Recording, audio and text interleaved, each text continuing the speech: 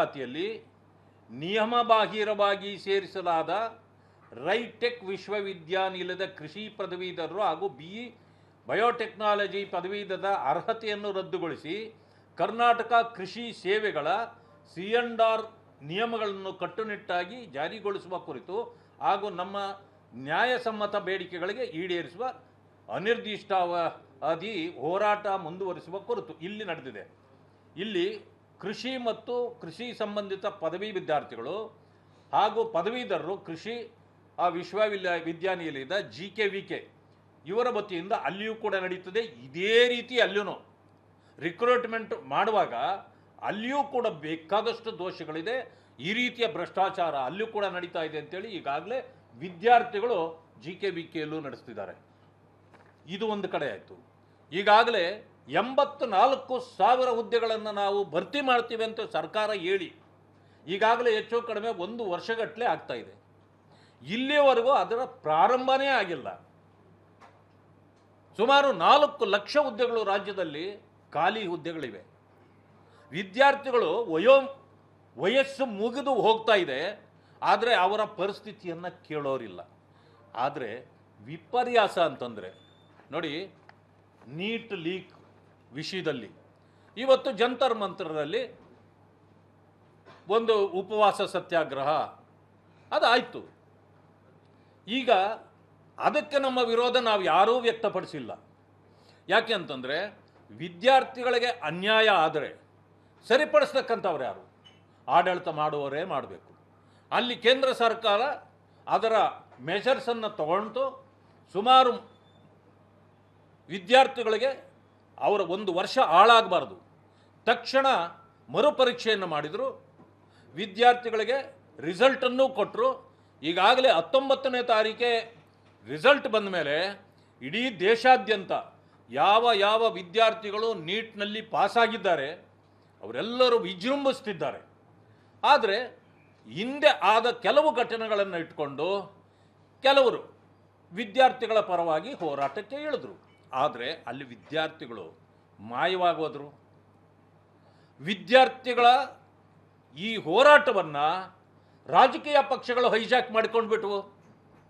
ವಿದ್ಯಾರ್ಥಿಗಳು ನಾಪತ್ತೆಯಾಗಿ ಈಗ ಆಜಾದಿ ಹೋನಾ ಚಾಹಿಯೆ, ಇನ್ಕುಲಾಬ್ ಜಿಂದಾಬಾದ್, ಪಾಕಿಸ್ತಾನ್ ಜಿಂದಾಬಾದ್, 370 ಆರ್ಟಿಕಲ್ ನಿಕಾಲೋ ಅಂದರೆ ಏನಿದೆಲ್ಲ? ನೀಟ್ಗೂ ಇದಕ್ಕೂ ಏನಾದರೂ ಸಂಬಂಧ ಇದೆಯಾ? ರಾಹುಲ್ ಗಾಂಧಿಯವರು ವಿರೋಧ ಪಕ್ಷದ ನಾಯಕರು ಯಾವ ಸಂದರ್ಭದಲ್ಲಿ ಹೊರದೇಶದಲ್ಲಿ ಹೋಗಿ ಕೂತ್ಕೊಳ್ತಾರೋ ಭವಿಷ್ಯ ಅಲ್ಲಿ ಈ ತಂತ್ರಗಾರಿಕೆಯನ್ನು ಅಲ್ಲಿಂದ ರೂಪಿಸಿ ಹೊರದೇಶದ ಭಾರತ ದೇಶ ದ್ರೋಹಿಗಳ ಜೊತೆ ಸೇರಿ ಅವರು ಭಾರತ ದೇಶಕ್ಕೆ ಬಂದ ಸಂದರ್ಭದಲ್ಲಿ ಇಂತಹ ಅನಾಹುತಗಳನ್ನು ಸೃಷ್ಟಿ ಮಾಡಿದ್ದನ್ನು ಇದು ಮೊದಲ ಬಾರಿಯಲ್ಲ, ಅನೇಕ ಬಾರಿ ಮಾಡಿದ್ದಾರೆ. ವಿದ್ಯಾರ್ಥಿಗಳು ತಮಗಾದ ಅನ್ಯಾಯದ ವಿರುದ್ಧವಾಗಿ ಹೋರಾಟ ಮಾಡತಕ್ಕಂಥ ಸಂದರ್ಭದಲ್ಲಿ ಯಾವುದೇ ರಾಜಕೀಯ ನಾಯಕರು, ಯಾವುದೇ ರಾಜಕೀಯ ಪಕ್ಷಗಳು ಅವರಿಗೆ ಬೆಂಬಲ ಕೊಡ್ತಕ್ಕಂಥದ್ದನ್ನು ನಾನು ವಿರೋಧಿಸೋದಿಲ್ಲ. ಆದರೆ ಇಲ್ಲಿ ಆಗಿದ್ದೇನಂತಂದರೆ ವಿದ್ಯಾರ್ಥಿಗಳ ಹೋರಾಟವನ್ನೇ ಹತ್ತಿಕ್ಕಿ ಇವರ ಪರ್ಸನಲ್ ಅಜೆಂಡಾಗಳನ್ನು ತಗೊಂಡು ದೇಶದ್ರೋಹದ ಕೆಲಸಗಳನ್ನು ಪ್ರಾರಂಭ ಮಾಡಿಬಿಟ್ಟಿದ್ದಾರೆ. ಇದನ್ನು ನಮ್ಮ ಇವರೇನಿದು ವ್ಯಾಂಗ್ಚುಕ್ ಅವರಿದ್ದಾರಲ್ಲ, ಅವರ ಪತ್ನಿಯವರು ನಿನ್ನೆ ಹೇಳಿಕೆ ಕೊಟ್ಟಿದ್ದಾರೆ. ರಾಹುಲ್ ಗಾಂಧಿಯವರು ಕಾಂಗ್ರೆಸ್ನವರು ಇದನ್ನು ದಾರಿ ತಪ್ಪಿಸಿದ್ರು. ಅವರ ಪಕ್ಷದ ಲಾಭಕ್ಕಾಗಿ ಅಥವಾ ಅವರ ರಾಜಕೀಯ ತೆವಲುಗಳಿಗಾಗಿ ನಮ್ಮ ಮಕ್ಕಳ ಭವಿಷ್ಯವನ್ನೇ ಲೆಕ್ಕಿಸದೆ ಅವರು ಹೈಜಾಕ್ ಮಾಡಿದರು. ಅವರ ಸ್ವಂತಕ್ಕೆ ಇದನ್ನು ಉಪಯೋಗಿಸ್ಕೊಂಡ್ರು. ಆದರೆ ಮಕ್ಕಳ ಪರವಾಗಿ ಇಲ್ಲ ಅಂತಕ್ಕಂಥದ್ದನ್ನು ಅವರು ನಿನ್ನೆ ಎಕ್ಸ್ಪೋಸ್ ಮಾಡಿದ್ದಾರೆ. ಸೋನಮ್ ವಾಂಚಕ್ ಆಯಿತಾ, ಅವರ ಪತ್ನಿಯವರು. ಇದೆಲ್ಲಕ್ಕಿಂತ ಮಿಗಿಲಾಗಿ ನಾನು ಕೇಳ್ತಕ್ಕಂಥದ್ದು, ಕರ್ನಾಟಕದಲ್ಲಿ ಇಂಥ ಪರಿಸ್ಥಿತಿ ಇದೆಯಲ್ಲ ರಾಹುಲ್ ಗಾಂಧಿಯವರೇ, ನಿಮ್ಮ ಸರ್ಕಾರ ಇದೆಯಲ್ಲ ಇಲ್ಲಿ, ಈಗ 80 ಲಕ್ಷ ಕಲೆಕ್ಷನ್ ಮಾಡಿರೋದು ನಿಮಗೂ ಸೇರಿ ಇದೆಯಾ, ಭಾಗ ಇದೆಯಾ? ಇಲ್ಲಿಂದ ಇದರ ಬಗ್ಗೆ ನೀವ್ಯಾಕೆ ಮಾಡಬಾರ್ದು? ಕರ್ನಾಟಕದ ಮುಖ್ಯಮಂತ್ರಿಗಳಿಗೆ ನಿಮ್ಮ ಸಲಹೆ ಏನು ಕೊಟ್ಟಿದ್ದೀರಿ? ಇದನ್ನು ಎಷ್ಟು ಗಂಭೀರವಾಗಿ ನೀವು ಪರಿಗಣಿಸಿದ್ದೀರಿ? ಇದು ಮೊದಲನೇದು. ಈಗಾಗಲೇ GKVKಯಲ್ಲಿ ಕುಳಿತಿರ್ತಕ್ಕಂಥ ವಿದ್ಯಾರ್ಥಿಗಳಿಗೆ ನಿಮ್ಮ ಉತ್ತರ ಏನು? 84,000 ಹುದ್ದೆಗಳನ್ನು ತುಂಬುತ್ತೀವಿ ಅಂತ ಹೇಳಿದ್ರಿ. ಇದುವರೆಗೂ ಅದರ ಬಗ್ಗೆ ಚಕಾರ ಎತ್ತದ ಈ ಸರ್ಕಾರಕ್ಕೆ ನಿಮ್ಮ ಸಲಹೆ ಏನು? ನೀವು ಯಾಕಿಲ್ಲಿ ಬಂದಿಲ್ಲ? ಪರಿಶಿಷ್ಟ ಜಾತಿ ವರ್ಗಗಳಿಗೆ ಇವತ್ತು ಅನ್ಯಾಯ ಆಗ್ತಾ ಇದೆ. ಕಾಂಗ್ರೆಸ್ ಇರೋದೇ ಪರಿಶಿಷ್ಟ ಜಾತಿ ವರ್ಗಗಳನ್ನು ತುಳಿಯಲಿಕ್ಕೆ. ಇದನ್ನು ನಾನು ಪದೇ ಪದೇ ಪದೇ ಹೇಳ್ತಾ ಬರ್ತಾ ಇದ್ದೇನೆ. ಆದರೆ ಪರಿಶಿಷ್ಟ ಜಾತಿ ವರ್ಗಗಳ ಮುಖಂಡರುಗಳು, ಸಂಘಟನೆಗಳ ಮುಖಂಡರು, ಹೋರಾಟಗಾರರು, ವಿದ್ಯಾರ್ಥಿಗಳು ಇದನ್ನು ಅರ್ಥ ಮಾಡ್ಕೊಳ್ಬೇಕು. ಕಾಂಗ್ರೆಸ್ ಇವತ್ತು ಕಾಂಗ್ರೆಸ್ ಆಗಿ ಉಳಿದಿಲ್ಲ. ಕಾಂಗ್ರೆಸ್ ಪಕ್ಷ ಇವತ್ತು ಕಾಕ್ರೋಚ್ ಕಾಂಗ್ರೆಸ್ ಪಾರ್ಟಿ ಆಗಿದೆ. ಅದರ ಒರಿಜಿನಾಲಿಟಿ ಕಳ್ಕೊಂಡಿದೆ. ಮಾನ್ಯ ಮಹಾತ್ಮ ಗಾಂಧಿಯವರು ಹಿಂದೆ ಹೇಳಿದ್ರು ಅವರ ಕಾಲಾವಧಿಯಲ್ಲಿ, ನೋಡಿ, ಸ್ವತಂತ್ರದ ಹೋರಾಟಕ್ಕಾಗಿ ಕಾಂಗ್ರೆಸ್ ಪಕ್ಷ ಅಂದರೆ ಕಾಂಗ್ರೆಸ್ ಸಂಘಟನೆಯನ್ನು ಕಟ್ಟಲಾಗಿತ್ತು. ಸ್ವತಂತ್ರ ಆದ ನಂತರ ಅದಕ್ಕೆ ಏನೂ ಕೆಲಸ ಇಲ್ಲ. ಇದನ್ನು ಇಲ್ಲಿಗೆ ಬರ್ಖಾಸ್ತು ಮಾಡಿ, ನಿಮ್ಮ ರಾಜಕೀಯ ಪಕ್ಷಗಳನ್ನು ನೀವು ಬೇರೆ ಮಾಡ್ಕೊಳ್ಳಿ ಅಂತ. ಆದರೆ ಇವತ್ತು ಅದು ಪೂರ್ಣ ಆಗಿದೆ. ಈಗ ಅದು ಆಲ್ ಇಂಡಿಯಾ ಕಾಂಗ್ರೆಸ್ ಕಮಿಟಿ ಅಲ್ಲ, ಅದು ಆಲ್ ಇಂಡಿಯಾ ಕಾಕ್ರೋಚ್ ಕಾಂಗ್ರೆಸ್. ಅದು ಸ್ಪಷ್ಟವಾಗೋಯ್ತು. ಈಗ ರಾಹುಲ್ ಗಾಂಧಿಯವರು ಕೂಡ ಕಾಕ್ರೋಚೆ. ಅವರು ಒಬ್ಬ ಕಾಕ್ರೋಚ್ ಅಂದಮೇಲೆ ಯಾರೂ ಇನ್ಮೇಲೆ ಕಾಕ್ರೋಚ್ಗಳನ್ನು ಮನೆಯಲ್ಲಿ ಇಟ್ಕೊಳ್ಳೋದಿಲ್ಲ. ಯಾಕಂದರೆ ಅದು ವಿಷಪೂರಿತ ಕಾಕ್ರೋಚ್ಗಳು. ಅದರಿಂದಾಗಿ ಇನ್ಮೇಲೆ ಕಾಕ್ರೋಚ್ಗಳ ಸಂಹಾರ ಈ ದೇಶದಲ್ಲಿ ಆಗಬೇಕಾಗಿದೆ. ಅದಕ್ಕೆ ಕಾಕ್ರೋಚ್ ಈಗ ಫ್ಯಾಕ್ಟ್ರಿಗಳು ಇನ್ನೂ ವೃದ್ಧಿ ಆಗ್ತವೆ. ಯಾಕಂತಂದರೆ ಕಾಕ್ರೋಚ್ಗಳನ್ನೆಲ್ಲನೂ ಕೊಲ್ಲಬೇಕಾಗಿದೆ. ಇಲ್ಲ ಅಂತಂದರೆ ದೇಶದ ಆರೋಗ್ಯ ಕೆಡ್ತದೆ ಅಂತಕ್ಕಂಥ ಮಾತನ್ನು ಹೇಳಲಿಕ್ಕೆ ಬಯಸ್ತೇನೆ. ಮಾನ್ಯ KPCC ಅಧ್ಯಕ್ಷರು ಮೊನ್ನೆ ಒಂದು ಹೇಳಿಕೆಯನ್ನು ಕೊಟ್ಟಿದ್ದಾರೆ.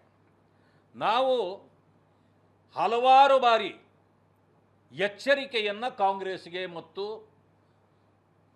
ಸರ್ಕಾರಕ್ಕೆ ನೀಡಿದ್ವಿ. ಪದೇ ಪದೇ ಕಾಂಗ್ರೆಸ್ ಕಾರ್ಯಕರ್ತರು BJPಯ ಕಚೇರಿಯ ಮುಂದೆ ಬಂದು ಹಲವಾರು ಬಾರಿ ಪ್ರದರ್ಶನಗಳನ್ನು ಮಾಡಿದ್ದಾರೆ, ವಿರೋಧಗಳನ್ನು ಮಾಡಿದ್ದಾರೆ. ಒಂದು ಸಾರಿಯೂ ಕೂಡ ನಾವು ಅದಕ್ಕೆ ವಿರೋಧ ವ್ಯಕ್ತಪಡಿಸಿಲ್ಲ. ಯಾಕೆಂದರೆ ಅದು ಸರ್ಕಾರ ನೋಡ್ಕೊಳ್ಬೇಕು, ಪೊಲೀಸ್ ಇಲಾಖೆ ಅದನ್ನು ಜವಾಬ್ದಾರಿಯನ್ನು ಹೊರಬೇಕು, ಅವರು ಅದನ್ನು ಕಂಟ್ರೋಲ್ ಮಾಡಬೇಕು. ಯಾವತ್ತೂ ಮಾಡಿಲ್ಲ, ಕೇಸ್ ಹಾಕಿಲ್ಲ, ಅವರನ್ನು ಅರೆಸ್ಟ್ ಮಾಡಿಲ್ಲ. ಮಾತಿದ್ದು ಈಗ ಕಮಿಷನರ್ ಅವರು ಹೇಳಿದ್ದಾರೆ, ಎಲ್ಲೂ ಯಾರು ಪ್ರದರ್ಶನ ಯಾವುದು ಮಾಡಬಾರ್ದು, ಫ್ರೀಡಮ್ ಪಾರ್ಕಲ್ಲಿ ಬಿಟ್ಟು ಅಂತ. ಅಂದಮೇಲೆ 20-30 ಬಾರಿ ಕಾಂಗ್ರೆಸ್ ಕಾರ್ಯಕರ್ತರು BJP ಕಚೇರಿಯ ಮುಂದೆ ಬಂದವರ ಬಗ್ಗೆ ನಿಮ್ಮ ಅಭಿಪ್ರಾಯ ಏನು? ಕೇಸ್ ಯಾಕೆ ಹಾಕಿಲ್ಲ? ಜೈಲಿಗೆ ಯಾಕೆ ಕಟ್ಟಿಲ್ಲ? ನಮ್ಮ ಮೇಲೆ ಮಾತ್ರ ನೀವು ಗದಾ ಪ್ರಹಾರ ಮಾಡ್ತೀರಿ. ಅಂದರೆ ಅಧಿಕಾರ ಮಾಡೋರು ಏನು ಬೇಕಾದರೂ ಮಾಡಬಹುದು ಅನ್ನೋದು ಕಾನೂನು ಇದೆಯಾ? ಇದು ನಮ್ಮ ಪ್ರಶ್ನೆ ಇದೆ. ಜೊತೆಗೆ ಅದಕ್ಕೆ ಉತ್ತರವಾಗಿ ಒಂದು ಎಚ್ಚರಿಕೆಯನ್ನು ಕೊಡಬೇಕು ಅಂತೇಳಿ ನಾವು ಮೊನ್ನೆ railway station, cantonment railway station ಮುಂದೆ ನಾವೆಲ್ಲರೂ ಸೇರಿ ಕಾಂಗ್ರೆಸ್ ಕಚೇರಿಗೆ ನಾವು ಹೋಗಲಿಲ್ಲ, ಮುತ್ತಿಗೆನೂ ಹಾಕಲಿಲ್ಲ. ಆದರೆ ನಾವು ಅಲ್ಲೋಗಿ ಒಂದು ಪ್ರೊಟೆಸ್ಟ್ ಮಾಡಿದ್ವಿ. ಪೊಲೀಸ್ನವರು ಹೇಳಿಕೆ ನಮ್ಮ ಬಂದು ಕೇಳಿಕೊಂಡಾಗ ಅವರಿಗೆ ಸಹಕಾರ ಕೊಟ್ವಿ. ನಾವಲ್ಲಿ ಹೋಗೋದಿಲ್ಲ ಅಂತ ಹೇಳಿದ ಮೇಲೆ ನಮ್ಮನ್ನು ಅರೆಸ್ಟ್ ಮಾಡ್ಕೊಂಡ್ರು. ಆದರೆ ಕರ್ಕೊಂಡು ಹೋಗಿ KPCC ಕಚೇರಿಯ ಮುಂದೆ ನಿಲ್ಲಿಸಿದ್ರು ಗಾಡಿ. 150-200 ಪೊಲೀಸ್ನವರು ಕಚೇರಿಯ ಮುಂದಿದ್ದಾರೆ. ಆದರೆ ಅಲ್ಲಿಯ ಕಾರ್ಯಕರ್ತರು ಮೊಟ್ಟೆ ತೂರಿದ್ರು, ಹೊಡೆದ್ರು, ಮೊಟ್ಟೆಗಳಲ್ಲಿ ಹೊಡೆದ್ರು, ಲಾಠಿಗಳಲ್ಲಿ ಹೊಡೆದ್ರು, ಇಷ್ಟೆಲ್ಲ ಮಾಡಿದ್ರು. ಪೊಲೀಸ್ನವರು ಅವ್ರನ್ನ ಮುಟ್ಟಲಿಲ್ಲ. ಆ ಕಾರ್ಯಕರ್ತರನ್ನು ಒಬ್ಬರನ್ನೂ ವಶಕ್ಕೆ ಪಡೀಲಿಲ್ಲ. ನಾವು ಹೋಗಿ ಕಮಿಷನರ್ ಅವರಿಗೆ ಕಂಪ್ಲೇಂಟ್ ಕೊಟ್ಟ ಮೇಲೆ ನಮ್ಮ ಹರೀಶ್ ಅವರ ಮೇಲೆ ಮೊಟ್ಟೆ ತೂರಿದ್ರು, ನಮ್ಮ ex D C M Ashwath Narayana ಅವ್ರ ಮೇಲೆ, ಕೆ ಸಿ ರಾಮಮೂರ್ತಿಯವರ ಮೇಲೆ, ಶಿವರಾಜ್ ಪಾಟೀಲ್ರವ್ರ ಮೇಲೆ, ನಾವು ನಿಂತಿದ್ದ ಬಸ್ಗಳಿಗೂ ಕೆಲವರು ಬಂದು ಅಟ್ಯಾಕ್ ಮಾಡಿದ್ರು, ನಮಗೂ ಕೂಡ ಅಟ್ಯಾಕ್ ಮಾಡಿದ್ರು. ಅಂದರೆ ಇಷ್ಟೆಲ್ಲ ಮಾಡಿದ್ರೂ ಕೂಡ ಸರ್ಕಾರ ಏನೂ ಕ್ರಮವನ್ನು ಜರುಗಿಸಿಲ್ಲ.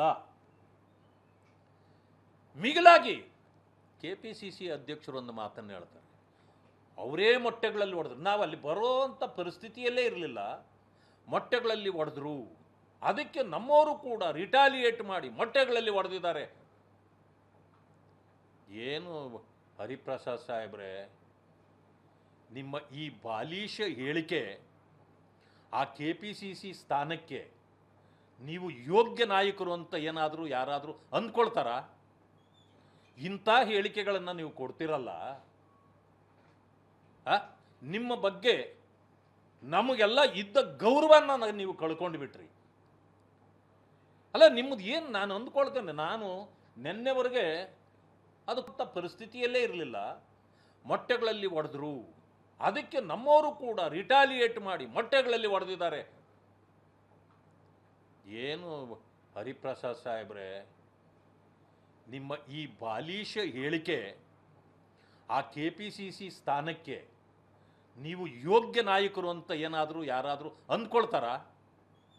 ಇಂಥ ಹೇಳಿಕೆಗಳನ್ನು ನೀವು ಕೊಡ್ತಿರಲ್ಲ. ನಿಮ್ಮ ಬಗ್ಗೆ ನಮಗೆಲ್ಲ ಇದ್ದ ಗೌರವನ ನೀವು ಕಳ್ಕೊಂಡು ಬಿಟ್ರಿ. ಅಲ್ಲ, ನಿಮ್ಮದು ಏನು ನಾನು ಅಂದ್ಕೊಳ್ತೇನೆ, ನಾನು ನಿನ್ನೆವರೆಗೆ ಅದು ಕಾಂಗ್ರೆಸ್ ಆಫೀಸ್ ಅಂದ್ಕೊಂಡಿದ್ದೆ, ಈಗ ಅದು ಮಿಲಿಟರಿ ಹೋಟ್ಲಾಗೋಗಿದೆ ಅಂತ ನನಗೆ ಗೊತ್ತಿರಲಿಲ್ಲ. ಮೊಟ್ಟೆಗಳು ಹೆಂಗೆ ಬಂದವು ನಿಮಗೆ? ಮೊಟ್ಟೆಗಳೇನು ನಿಮ್ಮ ಕಚೇರಿಯಲ್ಲಿ ಕೋಳಿ ಫಾರ್ಮ್ ಇದೆಯಾ ಮೊಟ್ಟೆಗಳಿಡ್ಸಕ್ಕೆ? ನನಗೊಂದು ಅನುಮಾನನೂ ಈಗ ಬಂದಿದೆ. ಮಕ್ಕಳಿಗೆ ಕೊಡೋ ಮೊಟ್ಟೆಗಳನ್ನೆಲ್ಲ ಕದ್ದು ಕಾಂಗ್ರೆಸ್ ಕಚೇರಿಯಲ್ಲಿ ಇಟ್ಕೊಂಡಿದ್ದೀರಿ ನೀವು, ದಿನ ಒಂದೊಂದು ಆಮ್ಲೆಟ್ ಹಾಕ್ಕೊಂಡು ತಿನ್ನಕ್ಕೆ ಅಂತ. ಅಂದರೆ ನೋಡಿ, ನಮ್ಮ ಹಳ್ಳಿ ಕಡೆ ಒಂದು ಮಾತು ಹೇಳ್ತಾರೆ, ಮೊಟ್ಟೆ ತಿಂದವನು ಹೊಟ್ಟೆ ಕುಯ್ಯ ಅಂತ. ಅಂದರೆ ಕದ್ದು ತಿಂದವ್ರದು, ಹಾಗೇ ತಿಂದವ್ರದ್ದಲ್ಲ. ನಿಜವಾಗಿಯೂ ಕೊಂಡು ತಿಂದ ಮೊಟ್ಟೆಗಳಿಂದ ಏನೂ ಆಗಲ್ಲ. ಕದ್ದು ತಿಂದ ಮೊಟ್ಟೆಗಳು ತಿಂದರೆ ಮೊಟ್ಟೆ ತಿಂದೋನು ಹೊಟ್ಟೆ ಕುಯ್ಯ ಅಂತ ನಮ್ಮ ಕಡೆ ಒಂದು ಗಾದೆ ಇದೆ. ಅದಕ್ಕೆ ಕದ್ದು ತಿನ್ನಬಾರ್ದು. ನೀವೇನಾದರೂ ಮಾಡಿದರೆ ನಿಮ್ಮ ಕಾಕ್ರೋಚ್ಗಳೆಲ್ಲ ಈಗ ಹೊಟ್ಟೆ ಕುಯ್ದು ಸತ್ತೋಗ್ತವೆ. ನನಗೆ ಈಗ ಅರ್ಥ ಆಯಿತು, ಇಲ್ಲಿರೋದು ಮಿಲಿಟ್ರಿ ಹೋಟೆಲ್ ಕಾಂಗ್ರೆಸ್ಸು, ಕೇಂದ್ರದಲ್ಲಿರೋದು ನಿಮ್ಮದು ಕಾಕ್ರೋಚ್ ಕಾಂಗ್ರೆಸ್ಸು. ನೋಡಿ, ನಿಮ್ಮದೆಲ್ಲ ವ್ಯತ್ಯಾಸಗಳು ಈಗ ಒಂದೊಂದಾಗಿ ಹೊರಗಡೆ ಬರಲಿಕ್ಕೆ ಪ್ರಾರಂಭವಾಗಿದೆ. ಇದಕ್ಕೆ ಮಾನ್ಯ ಮುಖ್ಯಮಂತ್ರಿ ಈಗ ಆಗಿರ್ತಕ್ಕಂಥ ಶಿವಕುಮಾರ್ ಅವರು ಇದರ ಜವಾಬ್ದಾರಿಯನ್ನು ತೆಗೆದುಕೊಳ್ಬೇಕು. ಇವತ್ತೇನು ಗೂಂಡಾಗಿರಿ ನಡೀತಾ ಇದೆ ರಾಜ್ಯದಲ್ಲಿ, ಇವತ್ತೇನು ಭ್ರಷ್ಟಾಚಾರ ನಡೀತಾ ಇದೆ ರಾಜ್ಯದಲ್ಲಿ, ದಲಿತರ ಸಂಹಾರ ನಡೀತಾ ಇದೆ, ದಲಿತರಿಗೆ ಅನ್ಯಾಯ ಮೋಸ ಆಗ್ತಾ ಇದೆ, ದಲಿತರನ್ನು ತುಳಿಯಲಾಗ್ತಾ ಇದೆ, ಇದೆಲ್ಲದರ ಜವಾಬ್ದಾರಿಯನ್ನು ಹೊತ್ತು ಮಾನ್ಯ ಮುಖ್ಯಮಂತ್ರಿಗಳಾಗಿರ್ತಕ್ಕಂಥ DK ಶಿವಕುಮಾರ್ ಅವರು ತಕ್ಷಣ ರಾಜೀನಾಮೆ ನೀಡಬೇಕು. ದಲಿತ ಸಂಘಟನೆಗಳು, ದಲಿತ ನಾಯಕರು ಇನ್ಮೇಲೆ ಸುಮ್ಮನೆ ಕೂತ್ಕೊಳ್ಳಲಿಕ್ಕೆ ಸಾಧ್ಯ ಇಲ್ಲ. ನಿಮ್ಮ ಕಾಲದಲ್ಲಿ ಏನು ಹಿಂದೆ ಮುಖ್ಯಮಂತ್ರಿಗಳಾಗಿದ್ದ ಸಿದ್ದರಾಮಯ್ಯನವರು SCP TSP 53,000 ಕೋಟಿಯನ್ನು ದಲಿತರ ಹಣವನ್ನು ನುಂಗಿದಾರೋ, ನಿಮಗೆ ಕಾಳಜಿ ಇದ್ದರೆ ದಲಿತರ ಮೇಲೆ ಈಗ 53,000 ಕೋಟಿಯನ್ನು ವಾಪಸ್ ಕೊಡಿ.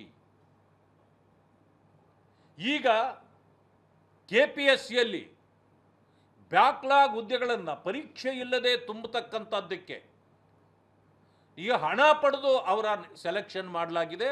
ಇದನ್ನು ತಕ್ಷಣ ನಿಲ್ಲಿಸಬೇಕು, ಮತ್ತು ಅವರು ಪರೀಕ್ಷೆ ಇಲ್ಲದೆ ಮೆರಿಟಿನ ಮೇಲೆ ತುಂಬಬೇಕು. ಇದು ನನ್ನ ಡಿಮ್ಯಾಂಡ್ ಇದೆ. ಮಾನ್ಯ ಮುಖ್ಯಮಂತ್ರಿಗಳು ತಕ್ಷಣ ಇದೆಲ್ಲವನ್ನು ಪರಿಹಾರ ಮಾಡಬೇಕು. ಇದೆಲ್ಲ ಇವತ್ತಾಗಿರ್ತಕ್ಕಂಥ ಭ್ರಷ್ಟಾಚಾರಕ್ಕೆ ಈಗ ಬೇರೆಯವರು ಹೊಣೆ ಹೊರಲಿಕ್ಕಾಗೋದಿಲ್ಲ. ಮಾತೆತ್ತಿದ್ರೆ RSS ಉಸ್ತುವಾರಿ ಸಚಿವರು ಎಲ್ಲೋಗಿದ್ದಾರೋ ಗೊತ್ತಿಲ್ಲ. ಅವರು RSSನ ಉಸ್ತುವಾರಿ ಸಚಿವರು ಇದ್ದಾರೆ ಈಗ ರಾಜ್ಯದಲ್ಲಿ. ದೇಶದಲ್ಲಿ ಎಲ್ಲೂ RSS ಉಸ್ತುವಾರಿ ಸಚಿವರಿಲ್ಲ, ರಾಜ್ಯದಲ್ಲೊಬ್ಬರು ಇದ್ದಾರೆ. ಪಾಪ ಭಾಳ ಉಸ್ತುವಾರಿ, ಅವರು ಭಾಳ ಆಸ್ಥೆಯನ್ನು ವಹಿಸಿ RSSನ ಬಗ್ಗೆ ಬಹಳ ಪ್ರಚಾರನೂ ಮಾಡ್ತಾರೆ. ಸೊ ಭಾಳ ಸಂತೋಷ ಅದು. ಆದರೆ ನಾನು ಕೇಳ್ತೇನೆ RSS ಬಗ್ಗೆ ಅಷ್ಟೊಂದು ಗಮನ ಕೊಡೋರು ಈ KPSCಯಲ್ಲಿ 58 ಜನರ ಬಗ್ಗೆ ಯಾಕೆ ನಿಮಗೆ ಆಸಕ್ತಿ ಇಲ್ವಾ? ದಲಿತರಿಗೆ ಆದ ಅನ್ಯಾಯದ ಬಗ್ಗೆ ನಿಮಗೆ ಆಸಕ್ತಿ ಇಲ್ವಾ? ಮಾನ್ಯ ಉಪಮುಖ್ಯಮಂತ್ರಿಗಳಾಗಿರ್ತಕ್ಕಂಥ ಡಾಕ್ಟರ್ ಪರಮೇಶ್ ಅವರನ್ನು ಕೂಡ ನಾನು ಕೇಳ್ತೇನೆ, ಈ ದಲಿತರ ಸಮಸ್ಯೆ ನಿಮಗೆ ಸಂಬಂಧ ಇಲ್ವಾ? ಕಾಕ್ರೋಚ್ ಪಾರ್ಟಿ ರಿಜಿಸ್ಟರ್ ಆಗಿದೆಯಾ? RSS ರಿಜಿಸ್ಟರ್ ಆಗಿಲ್ಲ. ಅವ್ರಿಗೆ ಎಲ್ಲಿಂದ ಹಣ ಬರ್ತದೆ ಅಂತ. ಮಾನ್ಯ ಸಚಿವರೇ,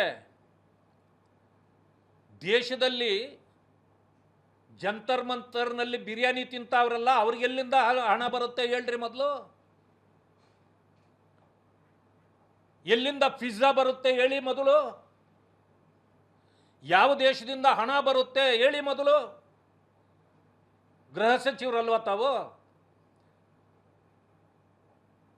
ಮಾತೆತ್ತಿದ್ರೆ ಕೆರ್ಕೊಂಡು ನಿಂತ್ಕೊಳ್ತಿರಲ್ಲ, ಮೈ ಪರ್ಚ್ಕೊಂಡು. ಅದಕ್ಕೆ ಜನ ಸೋಷಿಯಲ್ ಮೀಡಿಯಾದಲ್ಲಿ ನಿಮ್ಗೆ ಆಗ್ತಾ ಇದ್ದಾರೆ, ಗೃಹ ಮಂತ್ರಿ ಯೋಗ್ಯರಿರಬೇಕಾಗಿತ್ತು.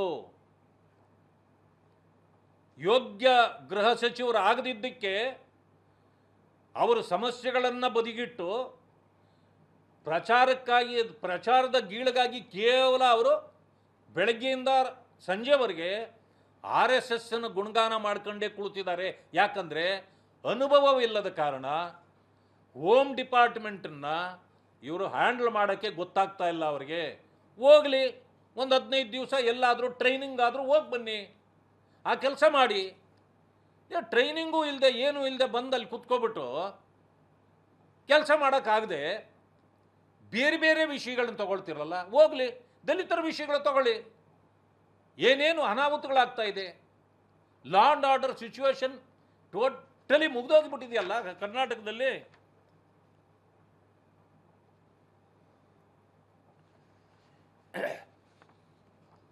ಇವತ್ತೊಂದು ಪತ್ರಿಕೆಯಲ್ಲೂ ಬಂದಿದೆ, BJಪಿಗರ ಮೇಲೆ ಮೊಟ್ಟೆ ಎಸೆದವರು ಕಾಂಗ್ರೆಸ್ ಶಾಸಕ ಪುತ್ರನ ಬೆಂಬಲಿಗರು. ಯಾರದು ಪುತ್ರ? ಕಾಂಗ್ರೆಸ್ ಶಾಸಕರ ಪುತ್ರ. ಪುಂಡಾಟ ಆಡುವ ಪುತ್ರ ಯಾರಿರ್ಬೋದು ಹೇಳಿ?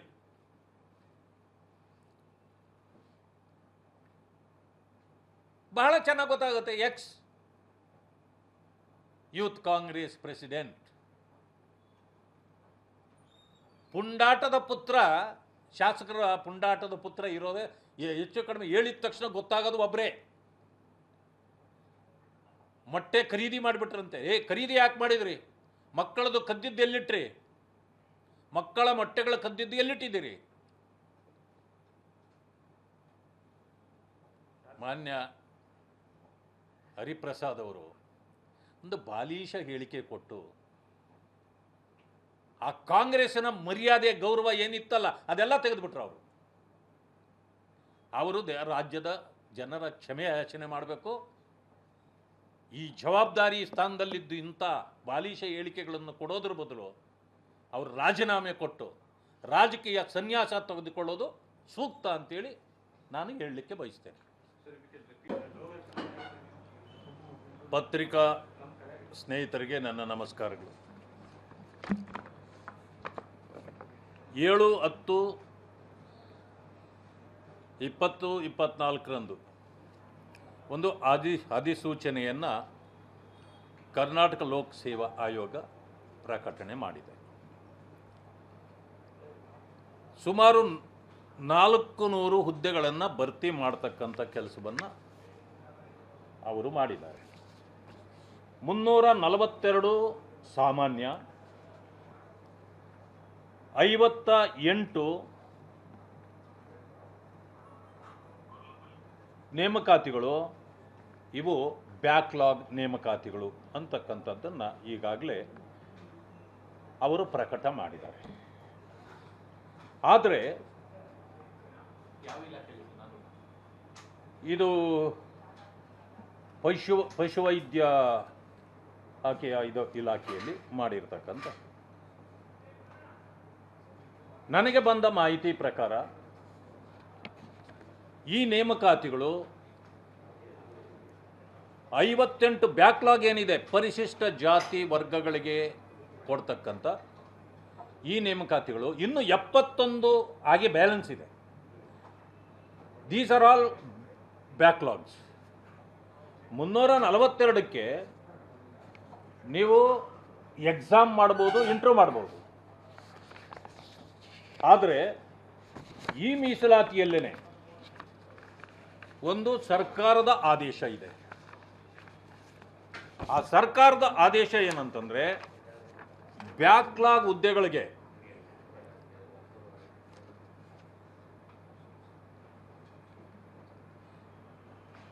ಸ್ಪರ್ಧಾತ್ಮಕ ಪರೀಕ್ಷೆಗಳನ್ನು ನಿಷೇಧಿಸಲಾಗಿದೆ. ಇದು 31/12/25 ಆದೇಶ ಸರ್ಕಾರದಿಂದ ಬಂದಿದೆ. ಆದರೆ ಜನವರಿ 28ಕ್ಕೆ ಇದು ಇವರಿಗೆ ಗೊತ್ತಿದ್ದರೂ ಕೂಡ ಇವರು ಸ್ಪರ್ಧಾತ್ಮಕ ಪರೀಕ್ಷೆಗೆ ಇವರನ್ನು ಒಳಪಡಿಸಿದ್ದಾರೆ, ಪರಿಶಿಷ್ಟ ಜಾತಿ ಮತ್ತು ಪರಿಶಿಷ್ಟ ವರ್ಗಗಳ ಅಭ್ಯರ್ಥಿಗಳನ್ನು. KPSCಯಿಂದ ವಿಷಯ ಏನು ಬಂದಿದೆ, ಇದಕ್ಕೆ ಅಧಿಕೃತ ಟಿಪ್ಪಣಿ ಬಂದಿದೆ.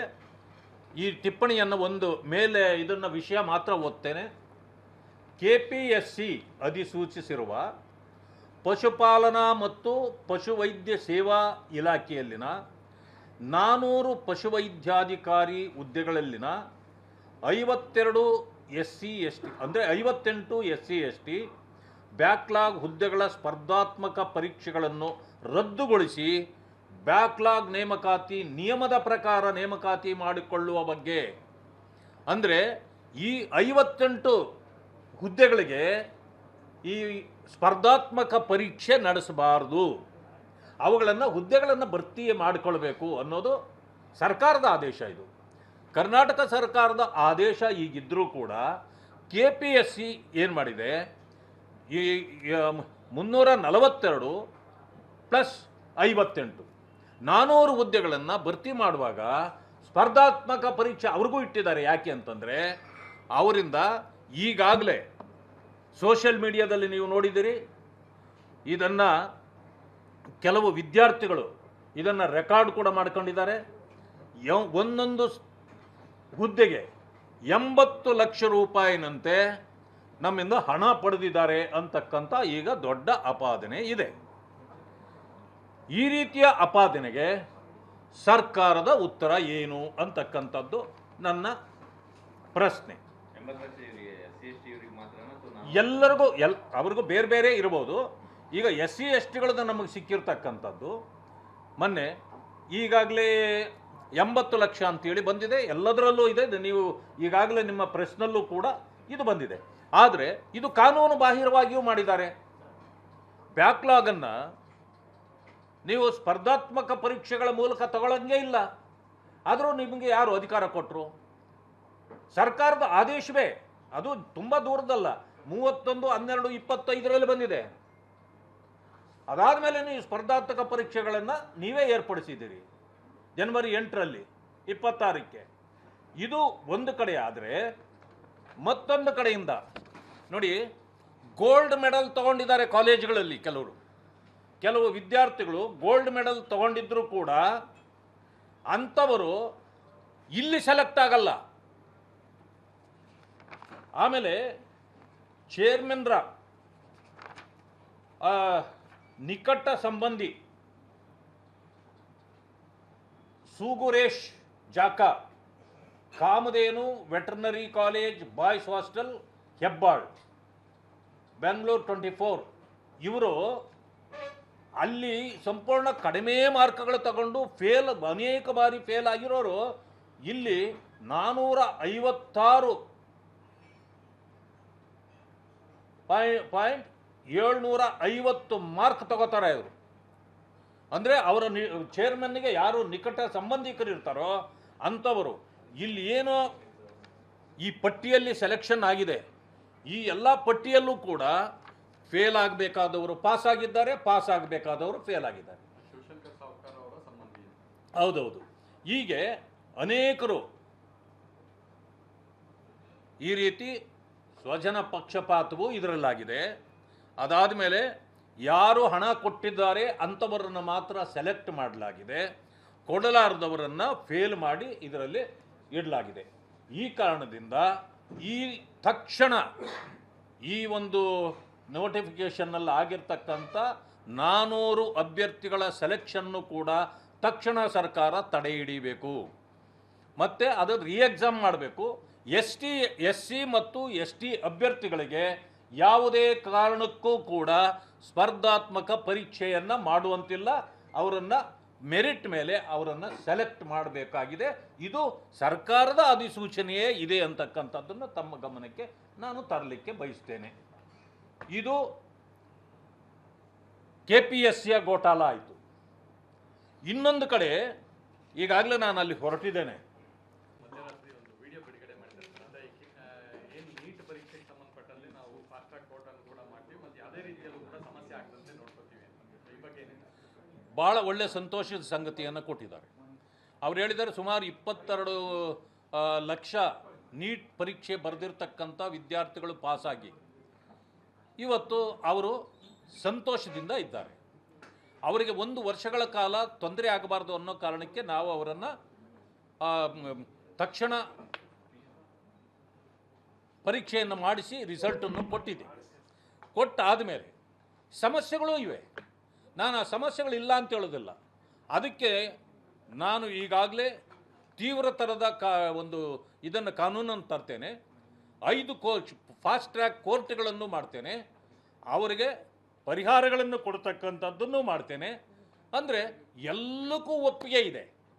ಆದರೆ ಮೊಸರಲ್ಲೂ ಕಲ್ಲುಡುಕ್ತಕ್ಕಂಥ ದೇಶ ವಿರೋಧಿ ಚಟುವಟಿಕೆಗಳನ್ನು ಮಾಡ್ತಕ್ಕಂಥವ್ರು ಇದ್ದಾರಲ್ಲ, ಅವರು ಏನಾದರೂ ಒಂದು ಹಿಡ್ಕೊಂಡು ಗೊಂದಲ ಸೃಷ್ಟಿ ಮಾಡಬೇಕು, ದಂಗೆ ಎಬ್ಬಿಸಬೇಕು ಅನ್ನೋದನ್ನು ಹೇಳ್ತಾರೆ. ಅವ್ರು ನೋಡಿ, ಅಲ್ಲಿ ಬಂದವರೆಲ್ಲ ನೀಟ್ ಬಗ್ಗೆ ಮಾತಾಡಿದ್ದೇ ಕಡಿಮೆ. ಬಂದವರೆಲ್ಲ ನೇಪಾಳ ಹೋಗ, ಶ್ರೀಲಂಕಾ ಹೋಗ, ಪಾಕಿಸ್ತಾನ ಹೋಗ, ಏನಿದೆಲ್ಲ ಹೊರದೇಶದಲ್ಲಿ ಕುಳಿತಿರ್ತಕ್ಕಂಥ ಎಲ್ಲ ದೇಶ ವಿರೋಧಿಗಳು, ನಮ್ಮ ದೇಶದ ಭಾರತೀಯ ವಿರೋಧಿಗಳು ಒಂದೇ ಸಾರಿ ಎಲ್ಲ ಒಗ್ಗಟ್ಟಾಗಿಬಿಟ್ಟಿದ್ದಾರೆ.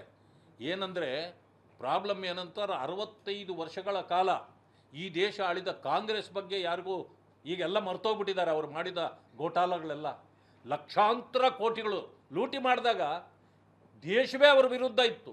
ಆದರೆ ನೋಡಿ, ಆಗಲೇ ಎಲ್ಲ ಮರ್ತುಬಿಟ್ಟು ಕಾಂಗ್ರೆಸ್ಸಿನ ಬಗ್ಗೆ ಮಾತಾಡೋಕ್ಕೆ ಶುರು ಮಾಡಿದ್ದಾರೆ. ಏನೂ ಆಗೋದಿಲ್ಲ. 90% ಜನಸಂಖ್ಯೆ, ಈ ಭಾರತ ದೇಶದ ಜನಸಂಖ್ಯೆ ಇವತ್ತು ಮೋದಿಜಿಯವರ ಬೆಂಬಲಕ್ಕೆ ನಿಲ್ತದೆ. ಆದರೆ ಅವರು ಸೈಲೆಂಟ್, ಇವ್ರ ಥರ ವಾಯ್ಲೆಂಟ್ ಅಲ್ಲ. ಯಾಕೆಂದರೆ ಭಯೋತ್ಪಾದಕರು ಯಾವಾಗಲೂ ವಾಯ್ಲೆಂಟೇ. ಆದರೆ ದೇಶಪ್ರೇಮಿಗಳು ವಾಯ್ಲೆಂಟ್ ಆಗಲ್ಲ, ಅವರು ಸೈಲೆಂಟಾಗೇ ಇರ್ತಾರೆ, ಉತ್ತರ ಕೊಡ್ತಾರೆ. ನನಗೆ ಒಂದು ನೋವಾಗಿದ್ದ ಸಂಗತಿ, ರಾಹುಲ್ ಗಾಂಧಿಯವರು ಕಾರಲ್ಲಿ ಕೂತ್ಕೊಂಡು ಪ್ರೊಟೆಸ್ಟ್ಗೆ ಹೋಗ್ತೀನಿ ಅಂತ ಹೋಗ್ತಿದ್ದಾರೆ. ನಮ್ಮ ರಾಜ್ಯದ ಮುಖ್ಯಮಂತ್ರಿಗಳು ಅವ್ರ ಹಿಂದೆ ಓಡ್ತಾರ್ರಿ. ಅಪಮಾನ ಅಲ್ವಾ? ನಮ್ಮ ರಾಜ್ಯಕ್ಕೆ ಅಪಮಾನ ಅಲ್ವಾ? ಶಿವಕುಮಾರ್ ಅವರ ಬಗ್ಗೆ ನನಗೆ ಭಾಳ ಗೌರವ ಇದೆ. ಯಾಕೆ? ಮುಖ್ಯಮಂತ್ರಿ ಇದ್ದಾರೆ ಅವರು. ರಾಜ್ಯದ ಮುಖ್ಯಮಂತ್ರಿಯನ್ನು ಸರ್ವರೂ ಕೂಡ ನಾವು ಗೌರವಿಸಬೇಕು. ಆದರೆ ವೈಯಕ್ತಿಕವಾಗಿ ಅವರು ಏನೂ ಹುದ್ದೆಯಲ್ಲಿಲ್ಲದೆ ಇದ್ದರೆ ಅವರು ಓಡಲಿ, ಡ್ಯಾನ್ಸ್ ಮಾಡಲಿ, ನಮಗೇನು ಚಿಂತೆ ಇಲ್ಲ. ಆದರೆ ರಾಹುಲ್ ಗಾಂಧಿ ಕಾರಲ್ಲಿ ಕುಳಿತು ಹೋಗ್ತಿದ್ರೆ ಅವ್ರ ಹಿಂದೆ ಸಾಮಾನ್ಯ ಮನುಷ್ಯನಂತೆ ನಮ್ಮ ರಾಜ್ಯದ ಮುಖ್ಯಮಂತ್ರಿ ಓಡಿ ಓಡಿ ಓಡಿ ಹೋಗಿದ್ದು ನೋಡಿ, ಆ ಬೀದಿಯಲ್ಲಿ ಕುಳಿತು ಹೋರಾಟದಲ್ಲಿ ಭಾಗವಹಿಸಿದ್ರಲ್ಲ. ಬನ್ನಿ ಇಲ್ಲಿ ಕೂತ್ಕೊಳ್ಳಿ, KPSC ಎದುರಿಗೆ, ಈಗ ಬನ್ನಿ ಇಲ್ಲಿ GK ಮುಂದೆ ಕೂತ್ಕೊಳ್ಳಿ. ಈಗ ನಾಚಿಕೆ ಆಗಬೇಡವ ಇವ್ರಿಗೆಲ್ಲ? ನಮ್ಮ ರಾಜ್ಯವನ್ನು ಹೊರಗಡೆ ಹೋಗಿ ಇಷ್ಟು ಕೀಳು ಮಟ್ಟಕ್ಕೆ ಇಳಿಸ್ತಾರಲ್ಲ ಇವರೆಲ್ಲ. ಭಾಳ ಬೇಸರ ಆಯಿತು ಇದನ್ನು ನಾನು ನೋಡಿ.